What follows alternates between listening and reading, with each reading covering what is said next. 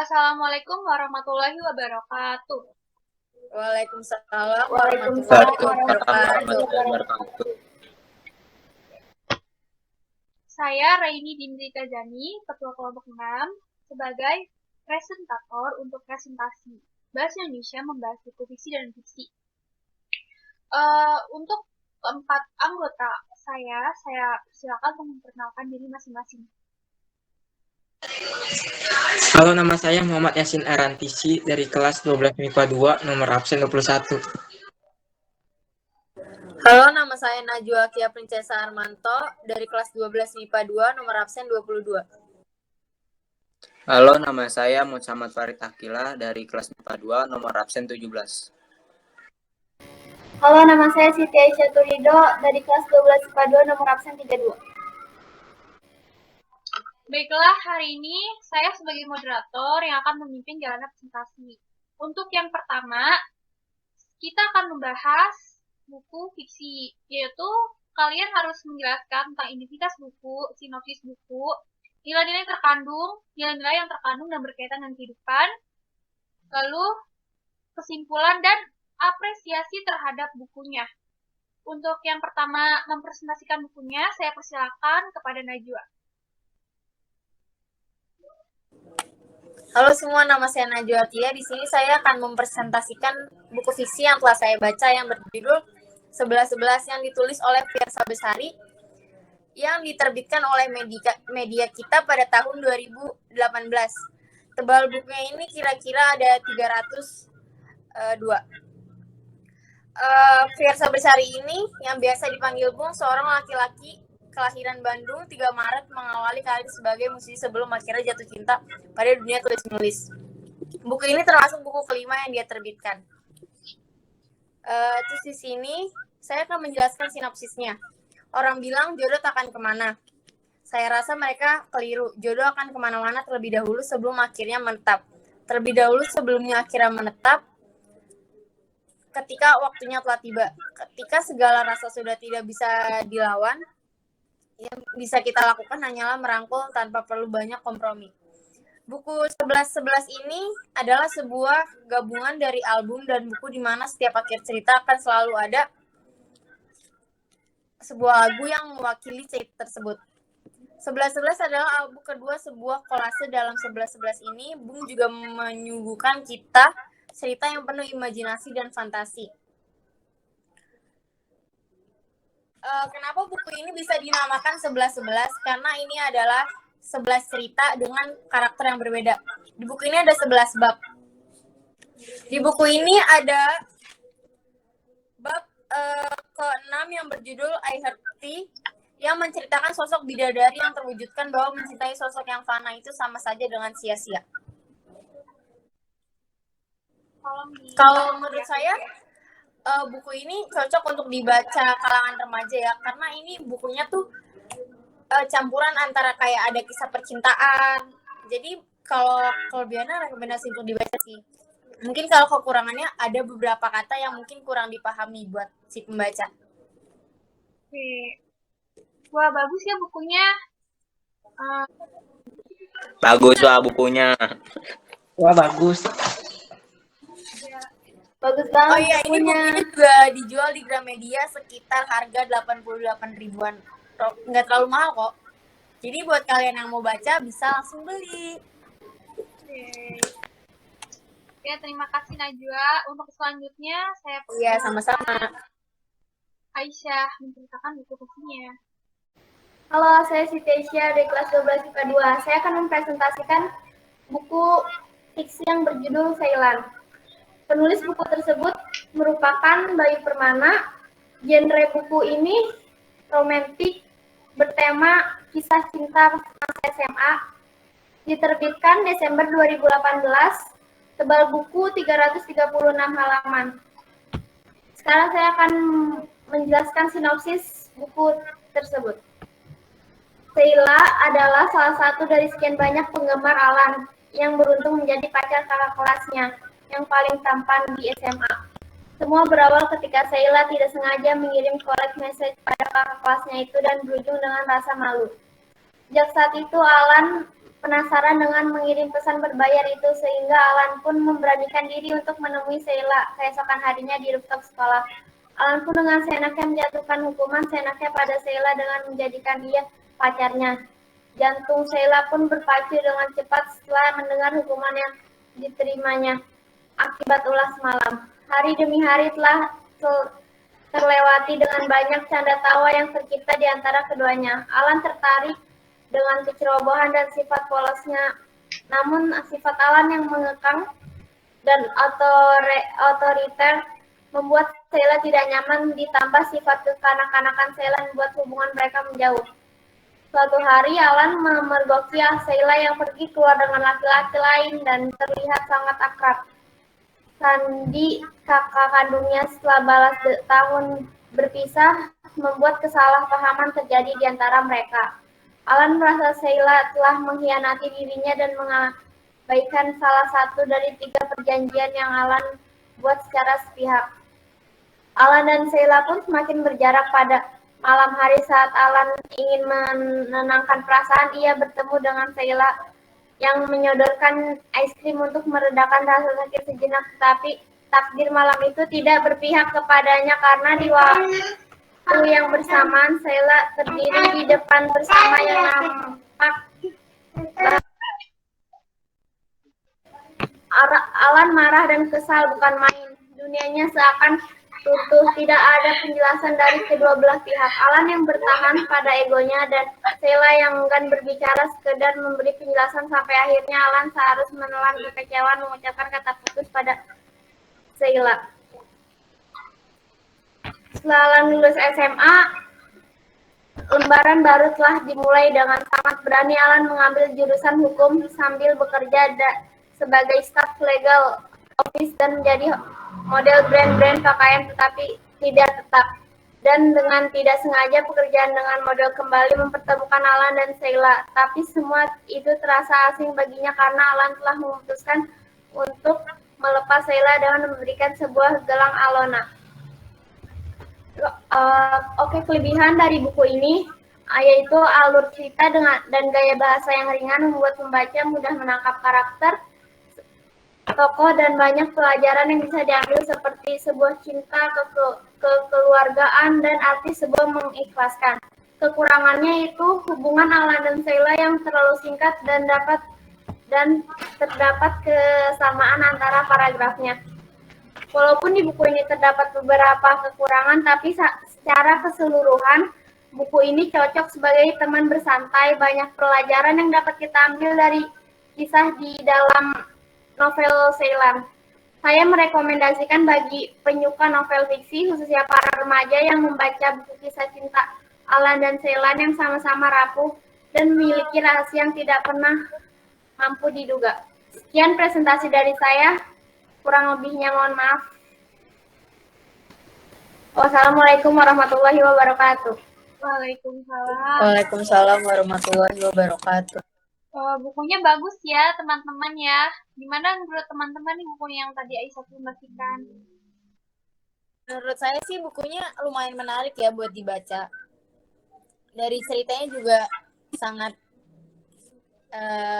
menarik. Baiklah, untuk selanjutnya saya persilakan yang akan mempresentasikan buku fiksinya yaitu Yasin. Ayo silakan Yasin. Saya akan menjelaskan buku yang saya baca, buku non-fiksi yang berjudul Tisi Suka Memaafkan. Nama pengarang Suwito Sarjono, tahun terbit 2005, ketebalan 23 lembar. Sinopsis, Tisi seekor kelinci, dia tinggal bersama ibunya. Tisi mempunyai banyak teman bermain akan tetapi Mon seekor monyet suka menjahili Tisi. Tisi hanya diam akan kelakuan Mon terhadap dirinya. Manfaat membaca buku ini jadi tahu arti memaafkan dan jangan berbuat jahat terhadap siapapun. Nilai yang terdapat dalam buku ini nilai sosial, nilai moral. Menurut saya buku ini cukup bagus. bagaimana cara memaafkan teman yang berbuat jahat terhadap kita. Dan pesan saya jangan pernah berbuat jahat terhadap siapapun. Oh, bagus ya teman-teman bukunya yang diceritakan Yasin. Gimana nih menurut kalian bukunya Yasin? Bagus sekali Belinya di mana, bukunya. Sin? Bagus sekali bukunya, Sin. Oke. Di Baiklah, online ada. baiklah untuk selanjutnya yang akan mempresentasikan buku fiksinya, saya persilakan Farid. Halo, nama saya Muhammad Farid Akila. Saya akan mempresentasikan buku fiksi yang telah saya baca, yang berjudul Berjuta Rasanya. Buku fiksi saya berjudul Berjuta Rasanya, bertema salah mengartikan kecantikan sesungguhnya, bergenre romance, pengarang Terelie, penerbit Mahakam Publis, tahun terbit 2012, waktu membaca 2 hari, 9 dan 10 Oktober 2021. Bersipnosis tentang seorang perempuan bernama Vin yang menganggap bahwa tubuh gemuknya lah yang membuatnya sulit mendapatkan jodoh. Ia kerap berdoa kepada Tuhan agar membuatnya jadi cantik. Jika tidak, ia ingin Tuhan membuat seluruh wanita di dunia ini sejelek dirinya. Namun jawaban Tuhan sungguh di luar dugaannya. Jawabannya atas doa tersebut membuat Vin menyesal dan tersadar bahwa cinta sejati adalah cinta yang berasal dari hati. Untuk kelebihan dan kekurangannya, kelebihan dari buku fiksi saya, gaya penulisan yang runtut dan baik, alur cerita dibawakan dengan ringan dan ceria sesuai karakternya yang masih muda. Terelie mampu membawa pembaca mengikuti alur dalam novel ini. Dan kekurangannya jika dilihat dari sudut pandang alur cerita dalam novel mudah ditebak karena ceritanya sesuai dengan kalangan anak muda. Dan alur cerita dalam novel ini terlalu panjang. Untuk apresiasi, novel ini sangat layak dibaca oleh kalangan remaja yang menyukai novel fiksi bergenre romance karena isinya sangat menarik bagi para remaja. Oh, wah bagus sekali ya bukunya yang dipresentasikan Farid. Jadi teman-teman tanggapannya? Bukunya bagus sih, keren. Jadi kayak membuat saya jadi ingin membaca. Tadi itu judulnya boleh nanya bro? Tadi judulnya apa? Berjuta Rasanya. Untuk membeli buku ini bisa dibeli di Gramedia dan toko-toko online lain. Oke, makasih. Oke. Semuanya harus responsif ya, karena dibaca yang respon semuanya. Baiklah, karena keempat anggota saya sudah menceritakan buku fiksinya, giliran saya ya sebagai moderator untuk mempresentasikan buku fiksi saya. Oke. Saya Raini Dinalita Jani dari 12 IPA 2 nomor absen 27. Saya akan mempresentasikan buku fiksi saya berjudul My Psychopath Boyfriend. Ini buku karya Bayu Permana, diterbitkan tahun 2018 oleh Coconut Books. Ya, Coconut Books. Pada tahun 2018. Bertebal halamannya 478. Untuk sinopsis buku ini genrenya romance ya. Temanya adalah tidak ada cinta yang abadi. Oke. Sinopsis cerita ini menceritakan tentang Shiniura, yaitu gadis Asia yang berasal dari Korea Selatan, jatuh cinta kepada seorang psikopat yang kejam bernama Aldrich Bell. Nah, awal mulanya Yura sedang pulang dari sekolah, tiba-tiba mendapatkan pesan dari nomor yang tidak dikenal, yaitu dari si Aldrich Bell. Si Aldrich ini mengajak Yura untuk mengikuti pemotretan yang bertema beauty, yaitu bertema lili putih, di mana Yura nanti akan memakai baju putih. Namun sayangnya itu hanya tipu daya Aldrich, karena Aldrich memiliki ambisi untuk melakukan pembunuhan kepada wanita berinisial Beauty, yaitu inisial B, E, U, T, dan Y. Nah, di salah satu angka terakhir yaitu Y, yaitu Shin Yura. Aldrich menargetkan Yura sebagai korban terakhirnya. Namun, di saat Aldrich ingin melancarkan aksinya untuk membunuh Yura, sayangnya Yura melakukan perlawanan agar ia tidak terbunuh, dan berakhir Aldrich melukai Yura dan membuat Yura pingsan. Lalu Yura dirawat oleh Aldrich, dan lambat laun mereka tinggal bersama. Aldrich menjadikan Yura sebagai tawanan. Lalu Yura mulai merasakan ia jatuh cinta kepada penjahat seperti Aldrich, penjahat yang kejam, seorang pembunuh, dan tidak punya peri kemanusiaan sedikit pun. Lambat laun, Aldrich juga menjadi sosok yang baik dan pengertian terhadap Yura. Ia jatuh cinta kepada gadis biasa yang cantik dan baik. Lalu terdapat skandal konflik di mana musuh terbesar Aldrich, yaitu Jacob, melancarkan aksi untuk menghancurkan Aldrich dalam bisnis, di mana Aldrich memiliki bisnis gelap, yaitu bisnis penggelapan penjualan organ tubuh manusia ilegal. Nah, mereka bersaing, dan suatu hari Jacob memanfaatkan Yura untuk menjadi sandera agar membuat Aldrich menyerah dan menyerahkan bisnisnya untuk Jacob, atau untuk balas dendam terhadap bisnis yang pernah mereka menjadi saingan. Lalu Yura dibuat babak belur oleh Jacob, dan Aldrich pun marah, dan Aldrich langsung membunuh si Jacob. Nah, setelah sebulan kemudian, mereka pun menikah. Aldrich dan Yura menikah. Nah, ayah dari Jacob tidak terima. Dia bernama Jonathan. Jonathan melancarkan aksi untuk membuat tipu daya agar Aldrich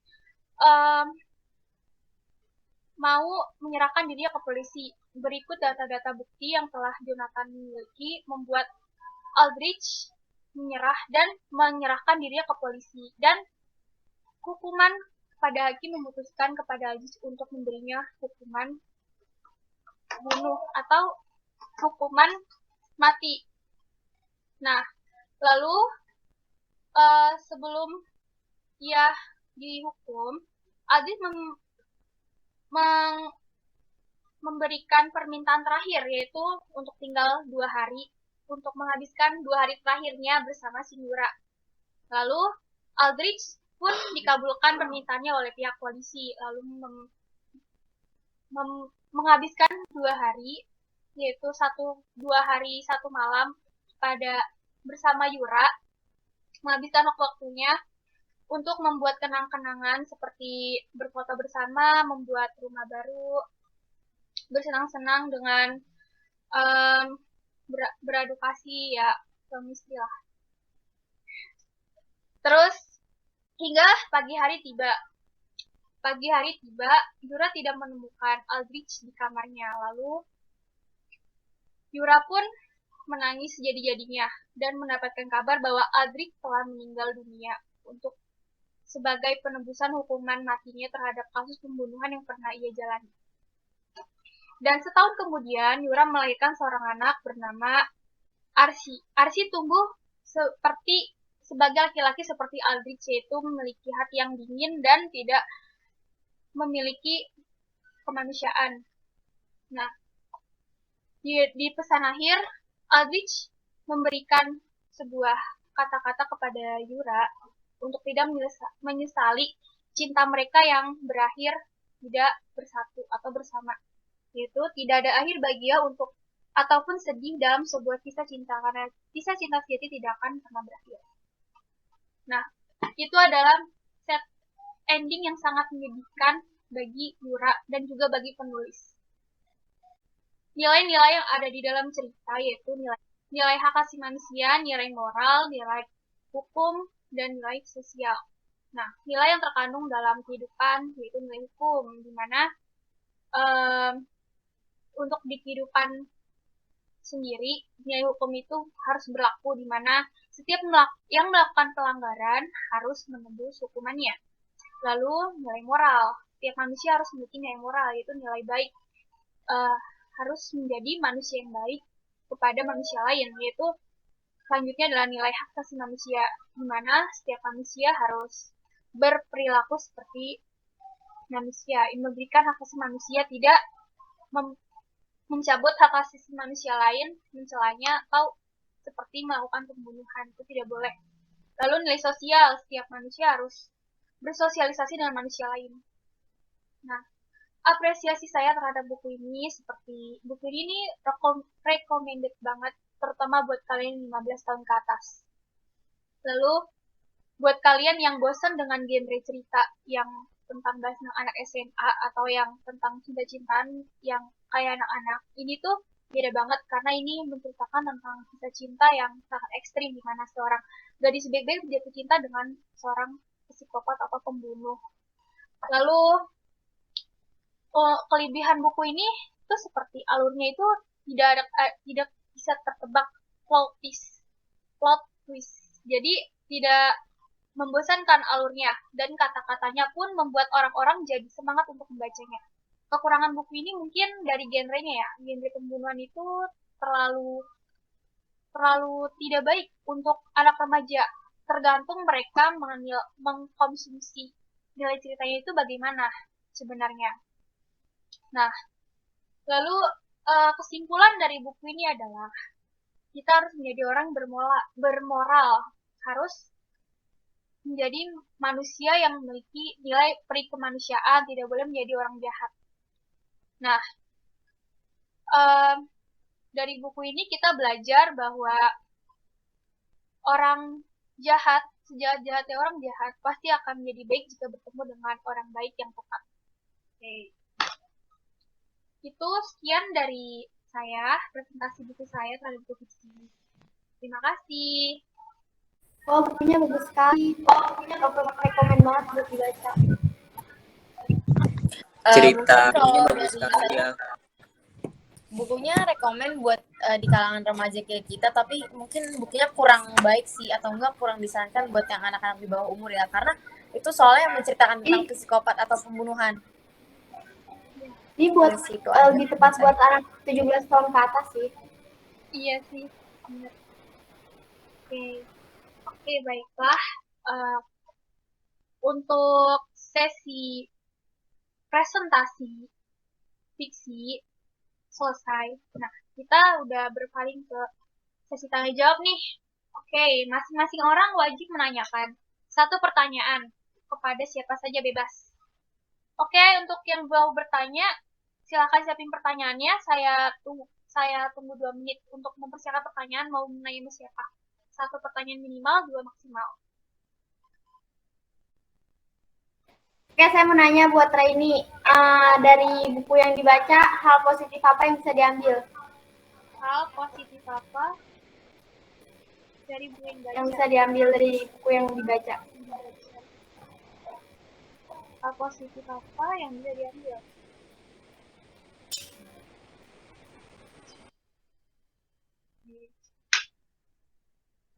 Oke, saya jawab ya pertanyaannya ya.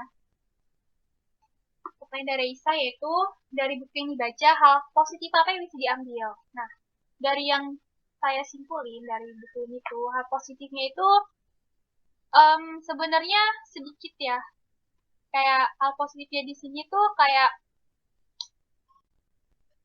seperti Aldis ini kan pembunuh psikopat yang kejam ya. Lalu dia bertemu dengan si Miura, yaitu dimana si Miura itu korbannya si Aldis kan. Tapi si Aldisnya itu karena kenal Yura ini baik banget, jadi dia jadi baik juga. Nah, positifnya itu berarti orang jahat itu bisa baik kalau dia bertemu sama orang baik. Makanya kalau ada yang jahat sama kita, berarti kita harus jadi orang baik. Jadi kalau ada yang jahat sama kita, baikin aja. Nanti dia juga baik kok. Oke. Aisyah, jelas gak jawabannya? Jelas, makasih. Ya. Selanjutnya ada yang mau bertanya untuk siapa dan siapa? Saya mau nanya ke Aisyah tuh.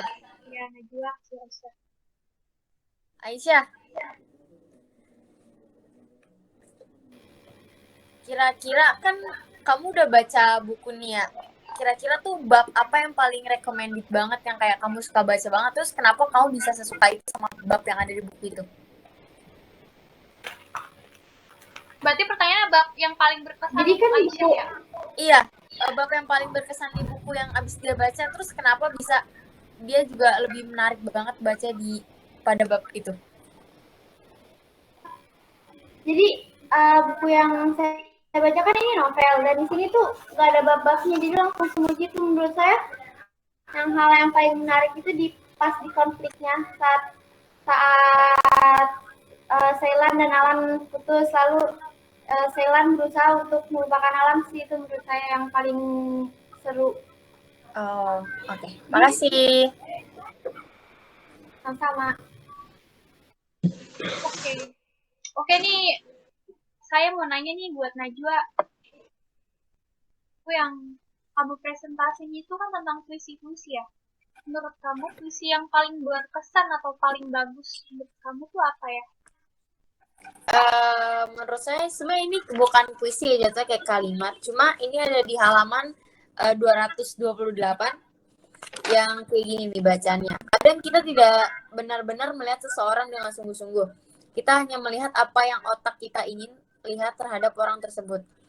Makanya ketika kita patah hati, yang otak kita tampilkan perihal orang yang sudah menyakiti kita hanyalah yang ingin kita lihat. Kita lupa pada fakta sebenarnya. Sih menurut aku yang kata-kata yang kayak bagus, kalimat sih lebih tepatnya. Oh, gitu ya. Oke, makasih Najwa.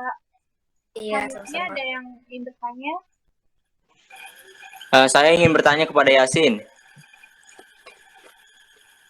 Apa?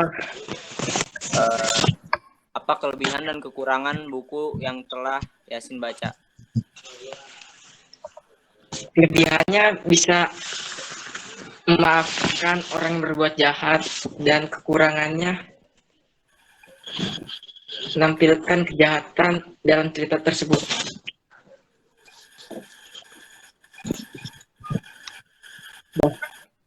Dah.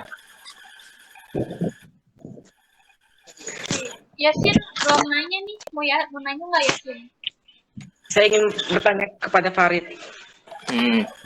Menurut kamu hal menarik apa yang ada di dalam buku tersebut? Apa sih tadi, Sin? Putus-putus. Menurut kamu hal menarik apa yang ada dalam buku tersebut? Apa? Putus-putusin, sumpah. Menurut kamu Iya. hal menarik apa Ya. yang ada dalam buku tersebut? Untuk hal menarik banyak sih, Apa aja? tapi alur mudah dipahami, gak ada alur mundur, campuran dan lain-lain. Bahasa mudah dipahami, bergenre romance yang disukai banyak remaja. Dah. Baiklah, setelah kita membahas buku fiksi, selanjutnya kita akan membahas buku non-fiksi. Nah, buku non-fiksi kalian harus mendeskripsikan atau mempresentasikan identitas buku, sinopsis, informasi, dan manfaat, apresiasi, serta kesimpulan yang harus kalian presentasikan terhadap bukunya ya. Oke, baiklah untuk yang pertama mempresentasikan buku non-fiksinya, saya persilakan kepada Najwa. Halo, nama saya Najwa Kia. Di sini saya akan mempresentasikan buku non-fiksi yang telah saya baca yang berjudul Khairul Tanjung, Si Anak Singkong. Buku ini disusun oleh Jaja Gunawan Direja, penerbit yang diterbitkan oleh Kompas pada tahun 2012 bulan Juni. Jumlah halaman ini sekitar 384 halaman. Buku ini terdiri dari 40 bab. Masing-masing bab menyajikan sebuah perjalanan hidup seorang Khairul Tanjung. Awal bab ini dimulai dengan perjalanan Khairul Tanjung ketika akan masuk perguruan tinggi. Kemudian bab selanjutnya terus menceritakan kehidupannya selama di kampus Universitas Indonesia. Sinopsis dari buku ini adalah, buku ini menceritakan kehidupan Khairul Tanjung, yaitu seorang anak terlahir dari keluarga menengah ke bawah yang kini sukses menjadi seorang wirausaha.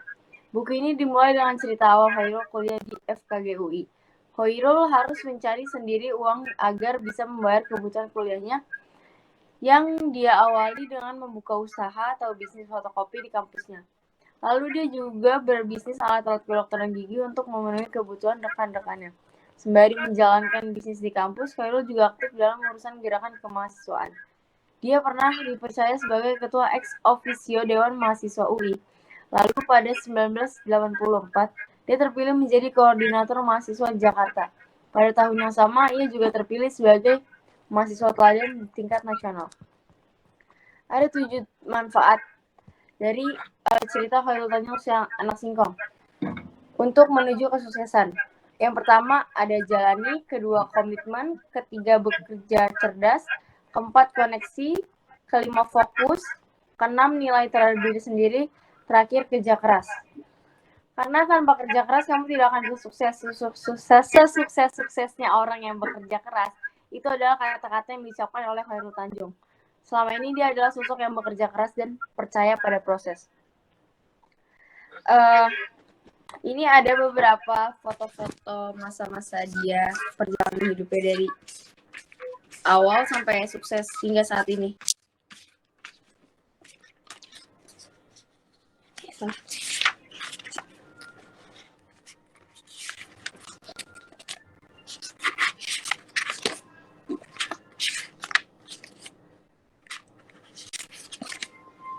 Apresiasi dari buku ini sangat layak untuk dibaca oleh berbagai kalangan, baik mahasiswa maupun kalangan umum, terutama generasi muda, karena sangat bermanfaat dan dapat menumbuhkan jiwa entrepreneurship bagi masyarakat yang membacanya, sehingga menimbulkan pengusaha-pengusaha baru yang dapat membantu memajukan negara kita untuk tingkatnya. Begitu saja presentasi buku non-fiksi dari saya, kurang lebihnya mohon maaf. Wassalamualaikum warahmatullahi wabarakatuh. Waalaikumsalam. Bagus sekali ya bukunya teman-teman. Tanggapannya gimana teman-teman bukunya Najwa? Bagus sekali Najwa. Pasti. Bagus sekali, menarik. Inspirasi dan menarik ya. Baiklah, selanjutnya yang akan mempresentasikan bukunya saya persilakan kepada Aisyah.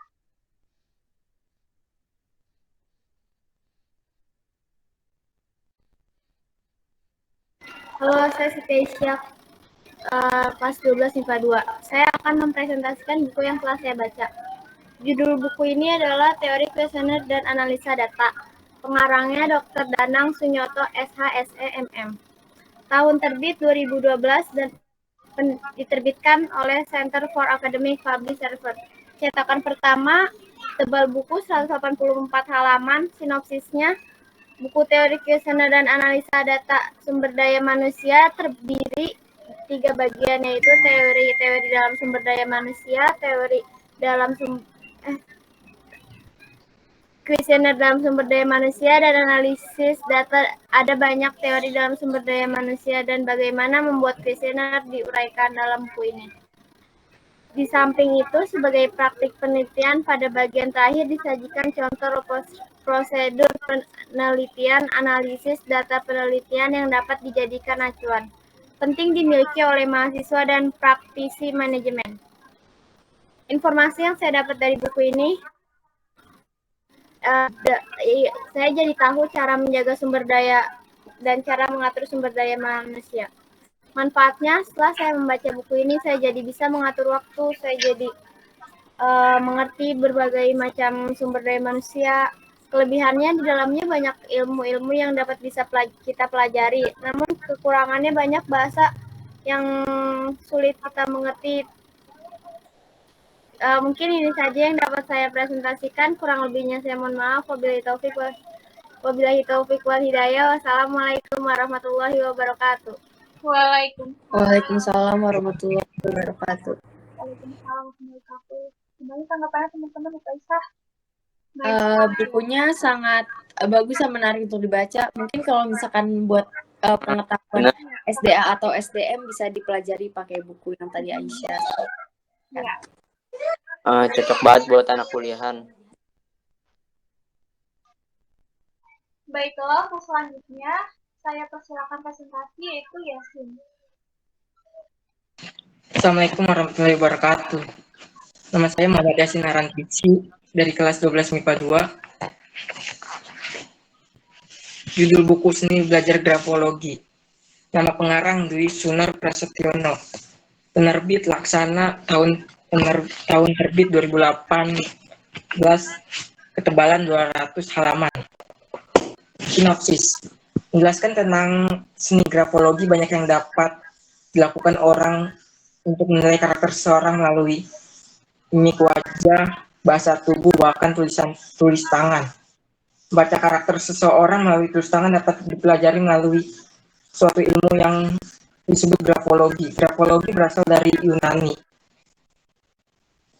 Grafologi adalah cabang dari ilmu psikologi. Ilmu ini sangat bermanfaat untuk menginterpretasikan karakter seseorang melalui analisis dan pengamat tulis tangannya.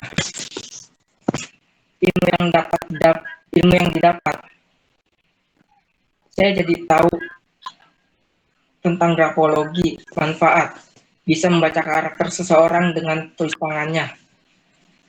Kelebihan buku ini banyak terdapat ilmu tentang grafologi. Kekurangannya, katanya sulit dimengerti.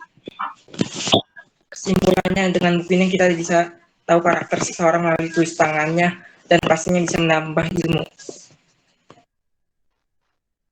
Sekian dari saya. Ini teman-teman tanggapannya terhadap buku Yasin.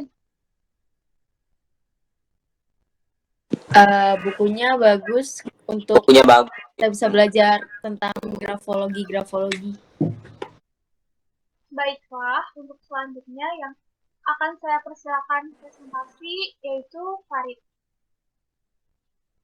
Halo, nama saya Muhammad Farid Akila. Saya akan mempresentasikan buku non-fiksi yang telah saya baca yang berjudul Habits, How to Your Master. Ditulis oleh Felix Y. Xiao dan diterbitkan Khalifa Express. Tahun terbit 2012 dan bersipnosis tentang kebiasaan dan kalian. Ada beberapa informasi yang saya dapatkan dari buku ini. Yang pertama, motivasi hanya berpengaruh 11-35% dalam keahlian seseorang. Keahlian bukan sesuatu yang diwariskan. Kebiasaan adalah sesuatu yang kita lakukan secara otomatis, bahkan kita melakukannya tanpa berpikir, dan habits merupakan hasil pengulangan suatu kegiatan atau aktivitas dalam jangka waktu tertentu. Habits merupakan hasil pada pengulangan suatu kegiatan aktivitas dalam jangka waktu tertentu. Semakin banyak satu aktivitas diulang dalam jangka waktu yang lama, maka habits akan semakin kuat dan berubah menjadi sebuah keahlian. Kelebihan dari buku ini, dari segi bahasa, simple dan mudah dimengerti. Ilustrasi yang diberikan juga memberi gambaran lebih jelas tentang apa yang ingin disampaikan penulisnya. Kekurangan buku ini, terdapat banyak bahasa Arab yang susah dimengerti bagi mereka yang tidak bisa atau kurang memahami cara membacanya. Kesimpulan, buku ini mengajarkan kita bahwa untuk kebiasaan atau habit sangat berpengaruh dalam kehidupan kita. Dalam menciptakan habit yang tepat dapat dibentuk melalui latihan dan pengulangan. Apresiasi buku ini sangat cocok untuk dibaca kalangan apapun dan bagi orang yang mau atau ingin memperbaiki kebiasaan habit yang baik bagi mereka. Sekian dari saya. Ya. Gimana nih bukunya Farid?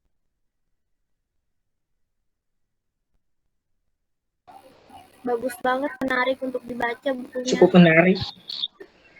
Baiklah, setelah tadi keempat anggota kelompok saya telah mempresentasikan buku non-fiksinya, giliran saya sebagai moderator mempresentasikan buku non-fiksi saya yang telah saya baca. Buku ini berjudul Bacalah Buku Ini Saat Engkau Lelah, karya Mutia Yeni.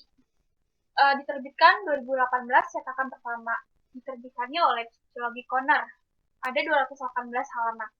Nah, sinopsis buku ini tuh bercerita tentang definisi para ahli atau psikolog terhadap bagaimana sih cara mencintai diri sendiri. Nah, selain itu di sini tuh juga terdapat beberapa bab yang menjelaskan tentang bagaimana cara mengendalikan emosi. Dan juga ada beberapa kata yang menjelaskan tentang hal-hal positif seperti kita itu tidak boleh menjalani kehidupan yang di masa lalu dan tidak boleh terlalu mencemaskan kehidupan yang akan datang. Tetapi kita harus positif dan harus bangga menjalani kehidupan yang kita jalani hari ini atau yang kita jalani sekarang. Kita harus bersyukur karena kita masih bisa hidup di hari ini. Nah, dari buku ini kita juga diajarin bagaimana berpikiran positif terbuka dan kita juga diajarin bagaimana kita tidak boleh hidup di dunia di pikiran kita yang selalu kita investasikan. Karena itu hanya hal-hal yang sia-sia atau hal yang membuang-buang waktu. Nah, di informasi buku ini tuh banyak banget memberikan informasi seperti informasi bagaimana cara mengendalikan diri dari emosi yang tidak stabil seperti kemarahan, egois, terus sikap yang sangat merugikan orang lain seperti berbohong atau membuat fitnah, mengadu domba seperti itu. Nah, jadi di sini kita juga mendapatkan informasi kayak kita itu harus berada atau harus hidup di kehidupan yang kita jalani atau kehidupan nyata. Tidak boleh terlalu memikirkan kehidupan yang selalu kita bikin sendiri, membuat dunia sendiri di pikiran kita. Nah, manfaat buku ini tuh banyak banget nih setelah membaca buku ini buat kalian yang selalu berpikiran negatif, yang pikirannya tuh kayak selalu overthinking, pasti setelah membaca buku ini pikiran kalian akan terbuka dan kalian pasti akan menjadi orang yang percaya diri dan pede aja. Terus buat kalian yang suka insecure, nah setelah membaca buku ini kalian pasti akan menjadi orang yang bersyukur dan menerima diri kalian apa adanya karena kalian adalah bentuk sempurna dari apa yang telah Tuhan ciptakan. Nah, apresiasi saya terhadap buku ini tuh banyak hal-hal positif ya. Kayak misalnya, ini tuh rekomendasi banget buat kalian yang lelah.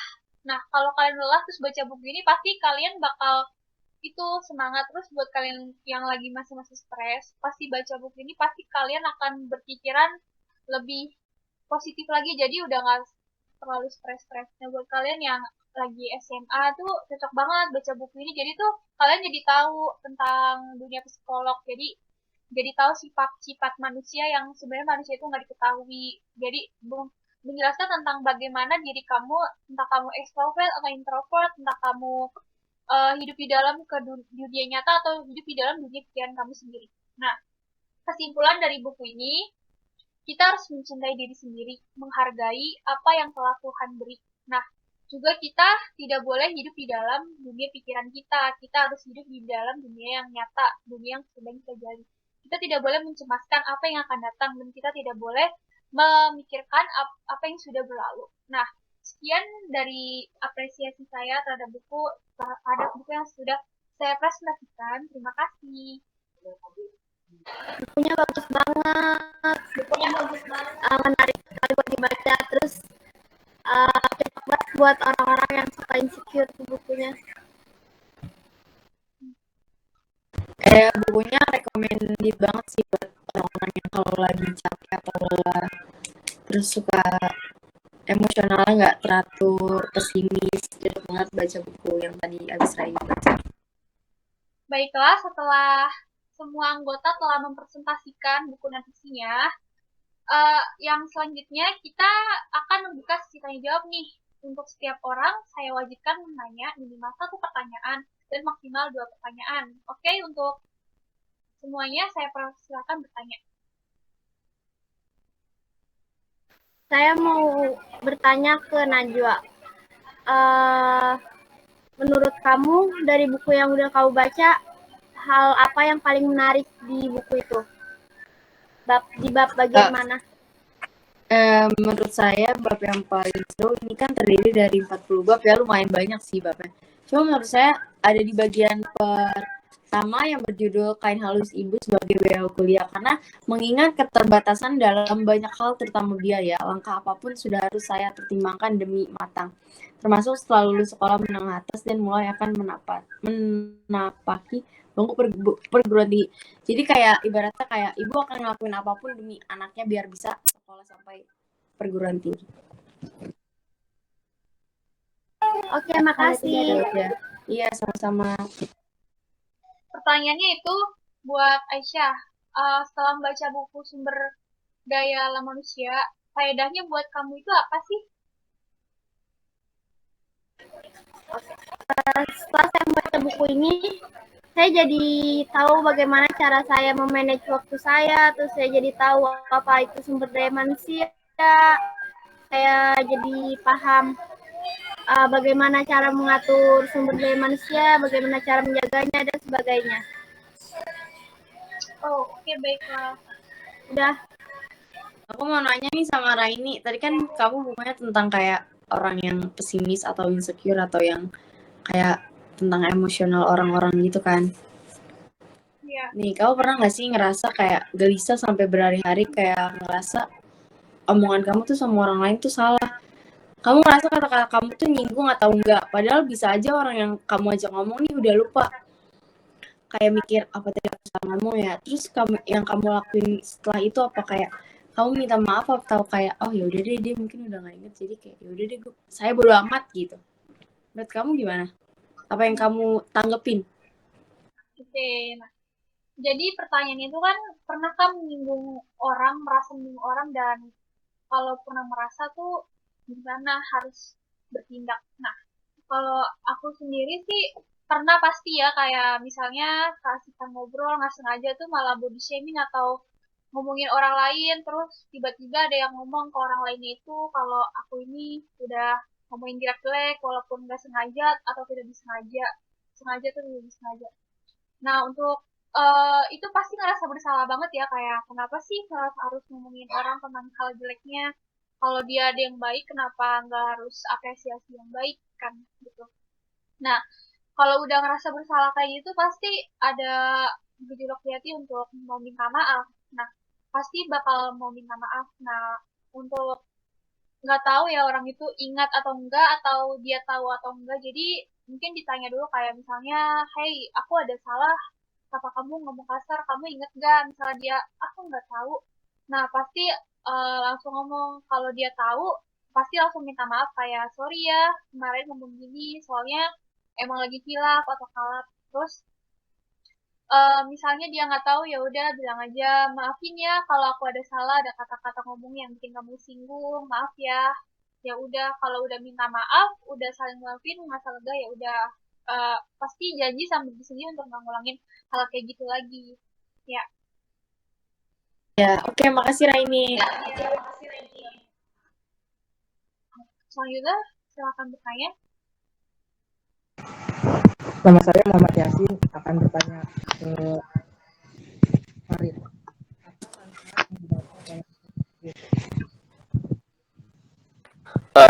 Untuk manfaat dalam buku yang saya presentasikan tadi menjelaskan pada para pembaca bagaimana menguasai keahlian tanpa motivasi, bahkan tanpa berpikir, dan cara memulai atau membentuk kebiasaan yang baik agar menjadi sebuah keahlian.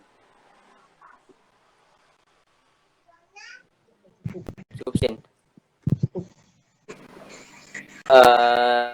Saya akan bertanya kepada Yasin, apakah buku yang Yasin baca cocok untuk kalangan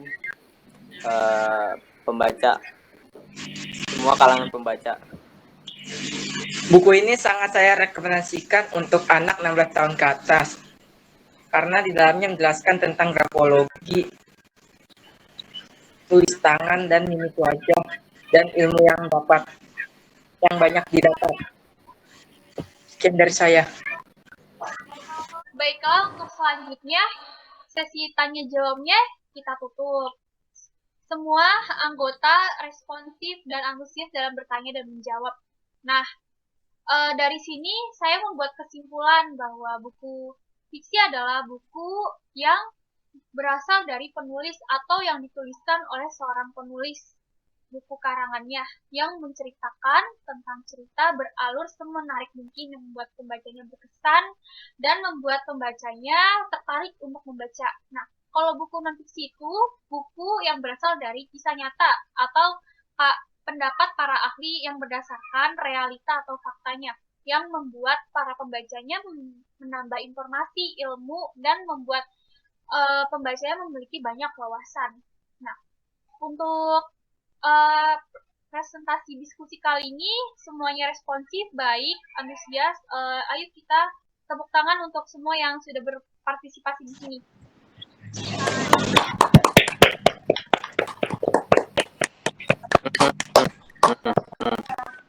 Itulah tadi presentasi kita. Nah, semoga dari presentasi tadi kalian jadi bisa mendapatkan informasi baru, ilmu baru, wawasan baru, memiliki pikiran yang terbuka dan memiliki ilmu-ilmu baru dan membuat kalian menjadi orang yang berpikiran lebih luas lagi. Nah, semoga yang menonton video ini jadi tahu apa yang buku yang sudah kita presentasikan dan apresiasi kita terhadap buku yang sudah kita presentasikan itu membuat buku ini menjadi buku yang positif. Nah, sekian presentasi kita kali ini. Saya akhiri dengan wabillahi taufik wal hidayah. Wassalamualaikum warahmatullahi wabarakatuh. Waalaikumsalam warahmatullahi Waalaikumsalam wabarakatuh. warahmatullahi wabarakatuh. Ya, terima kasih semuanya. Terima kasih Ya, datang terima ya. kasih juga semuanya. Siap. Ya.